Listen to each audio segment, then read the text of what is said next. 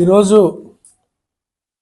రాష్ట్రంలో చూస్తూ ఉంటే రోజు రోజుకి శాంతి భద్రతలు అడుగంటుతూ ఉన్నాయి. పోలీస్ దౌర్జన్యం, ఈ కూటమి ప్రభుత్వం పోలీసులను అడ్డం పెట్టుకొని చేస్తున్న అరాచకాలు,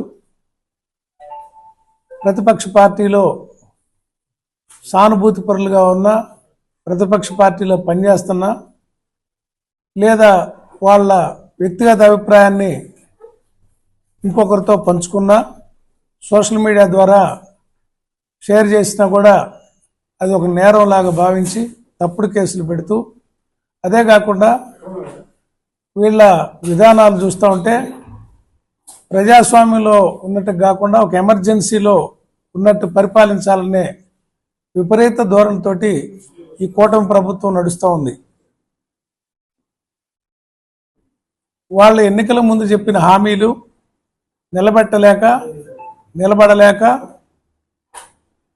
సమాధానం చెప్పలేక ప్రశ్నించే గొంతులన్నింటినీ అణిచివేస్తే, మాట్లాడకుండా ఉంటే వాళ్ళ తప్పులు తెలియకుండా ఉంటాయి అని చెప్పి మాట్లాడే వాళ్ళందరి మీద కేసులు పెట్టడం, అదేవిధంగా దౌర్జన్యాలు చేయటం మనం చూస్తూ ఉన్నాం.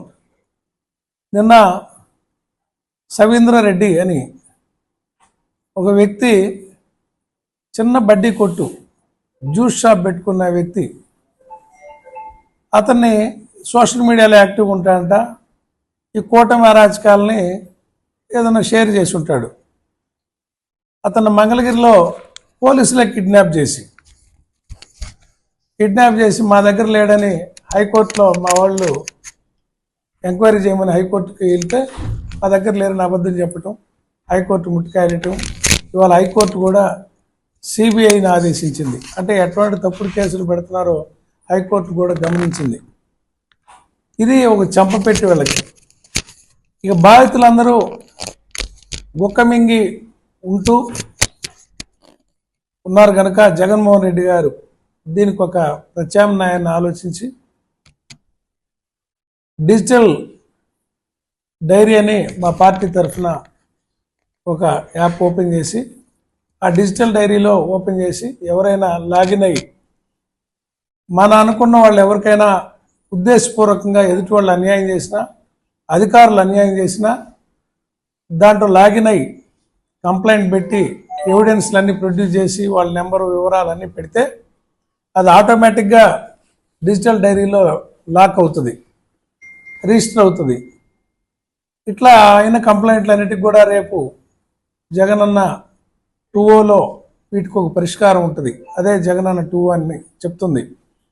దీని మీద ఒక స్పెషల్ టీములు వేసి అవసరమైతే ఒక డిపార్ట్మెంట్లోని స్టాఫ్ని కొంతమందిని అలాట్ చేసి వీటన్నిటికీ న్యాయాలు తేల్చి నిందితుల్ని, ముద్దాయిల్ని శిక్షించే విధంగా ఎంతటి వారినైనా వదిలిపెట్టకుండా, ఒకవేళ అధికారులు అయితే వాళ్ళని కూడా వదిలిపెట్టకుండా శిక్ష పడే విధంగా ఉంటుందని చెప్పి విచారణ జరుపుతారని చెప్పి డిజిటల్ డైరీ ఉద్దేశం.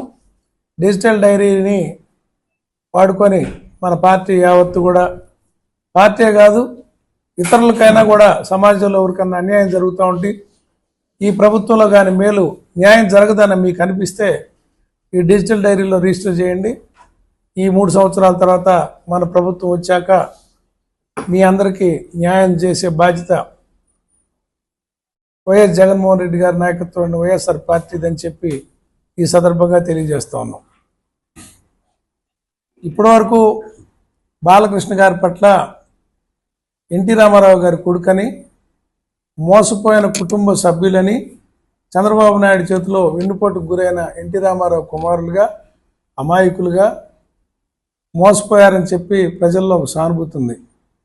కానీ చంద్రబాబు నాయుడు పవన్ కళ్యాణ్కి ఇస్తున్న ఇంపార్టెన్స్ని ఓర్చుకోలేక, చిరంజీవి గారికి సమాజంలో ఉన్న గౌరవాన్ని ఓర్చుకోలేక ఆయన ఈ రకంగా అసెంబ్లీలో వెళ్ళగక్కుతూ జగన్ గారి మీద నోరు జారాడు.